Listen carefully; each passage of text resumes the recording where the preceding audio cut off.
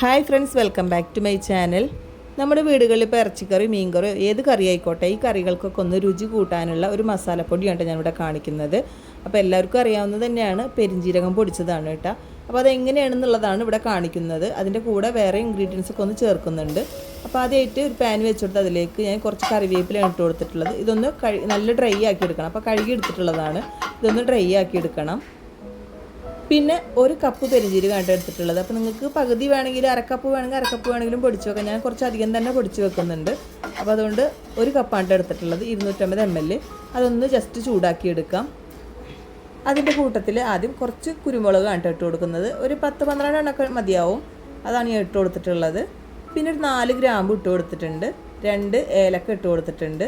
ചെറിയൊരു കഷ്ണം പട്ട, ചെറുത് തന്നെ, നല്ല ചെറുതാണ് കേട്ടോ. ഒരു ചെറിയ കഷ്ണം പട്ടയും കൂടി ഇട്ടിട്ട് ഇതൊന്ന് ചൂടാക്കിയിടുക. അപ്പോൾ ഈ പെരിഞ്ജീരകം നമുക്ക് പൊട്ടി വരുന്നത് കാണാം. പിന്നെ ഇട്ട് കൊടുത്തിട്ടുള്ളത് കുറച്ച് കാഷ്യൂനട്ടാണ് കേട്ടോ. അപ്പോൾ ഞാൻ മുഴുവൻ കാഷ്യൂനട്ട് ആയതുകൊണ്ട് തന്നെ 8 എണ്ണമാണ് ഇട്ട് കൊടുത്തിട്ടുള്ളത്.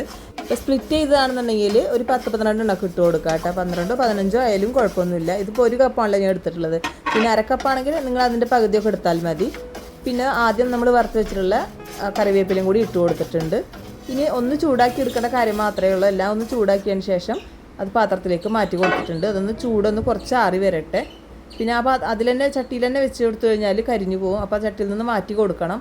ചെറിയ ചൂടോട് കൂടിയിട്ട് വേണം നമുക്കിത് പൊടിച്ചെടുക്കാനായിട്ട്. അപ്പോൾ പെട്ടെന്ന് തന്നെ പൊടിഞ്ഞു കിട്ടും. അപ്പോൾ ചൂടൊക്കെ കുറച്ച് പോയിട്ടുണ്ട്. ചെറിയൊരു ചൂട് മാത്രമേ ഉള്ളൂ കേട്ടോ. ഇനി അതൊന്ന് പൊടിച്ചെടുത്തിട്ട് വരാം.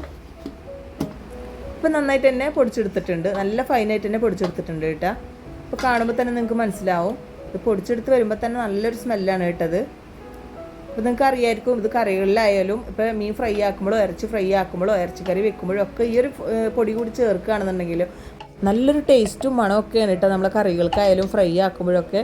ഞാൻ ആദ്യം പൊടിച്ച് വെച്ചിട്ടുണ്ടായിരുന്നു. അത് കഴിഞ്ഞപ്പോഴാണ് വീണ്ടും ഇത് പൊടിച്ച് വെക്കാമെന്ന് വിചാരിച്ചത്. അപ്പോൾ കുറച്ചധികം തന്നെ പൊടിച്ച് വെക്കുകയാണെങ്കിൽ നമുക്കത് വളരെ ഉപകാരമാണ്. എപ്പോഴും നമ്മളിങ്ങനെ പൊടിക്കേണ്ട കാര്യമില്ലല്ലോ. അതുകൊണ്ട് തന്നെ ഞാൻ കുറച്ചധികം തന്നെ എപ്പോഴും പൊടിച്ച് വെക്കാറുണ്ട്. അപ്പോൾ ഇത്ര ഉള്ളോട്ടാ. ഈ ഒരു വീഡിയോ നിങ്ങൾക്ക് എല്ലാവർക്കും ഉപകാരപ്പെട്ടെന്ന് വിചാരിക്കുന്നു. വീഡിയോ ഇഷ്ടമായാലും ലൈക്ക് ചെയ്യാനും ഷെയർ ചെയ്യാനും സബ്സ്ക്രൈബ് ചെയ്യാനൊന്നും ആരും മറക്കരുത്. എൻ്റെ ചാനൽ ആദ്യമായിട്ട് കാണുന്നവരുണ്ടെങ്കിൽ പ്ലീസ് ഒന്ന് സബ്സ്ക്രൈബ് ചെയ്ത് സപ്പോർട്ട് ചെയ്യണം കേട്ടോ.